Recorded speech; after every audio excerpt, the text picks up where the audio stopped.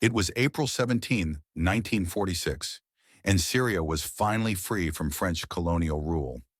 The streets of Damascus erupted in joy as people celebrated their hard-won independence. Shukri al-Quwatli, the first president of Syria, stood on the balcony of the presidential palace, waving to the crowds below. But the early years of independence were tumultuous. Military coups and counter-coups rocked the country as different factions vied for power. In 1949, Adib Shishakli seized power in a coup, only to be overthrown 4 years later. Then in 1963, the Ba'ath Party came to power in a military coup. Hafez al-Assad, a young and ambitious Air Force officer, was one of the key players in the coup. He would go on to become one of the most dominant figures in Syrian politics. Assad ruled Syria with an iron fist, imposing an emergency law that gave him sweeping powers. He suppressed dissent and opposition, using his secret police to silence critics. But he also brought a measure of stability to the country, investing in infrastructure and education.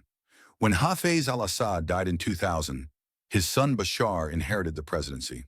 Bashar was seen as a reformer, and many Syrians hoped that he would bring about change. But he proved to be just as ruthless as his father, using violence to suppress dissent.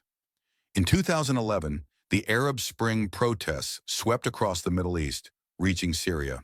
Bashar's forces responded with brutal force, and the country descended into civil war. The conflict drew in international powers, including the US, Russia, and Iran. For years, the war raged on, leaving destruction and devastation in its wake. But in 2024, the opposition forces made a surprise breakthrough, capturing key cities and pushing Assad's forces back. On December 8, 2024, the opposition declared victory, and Assad's regime collapsed. The country was finally free from the grip of the Assad family, but the road to recovery and rebuilding would be long and difficult.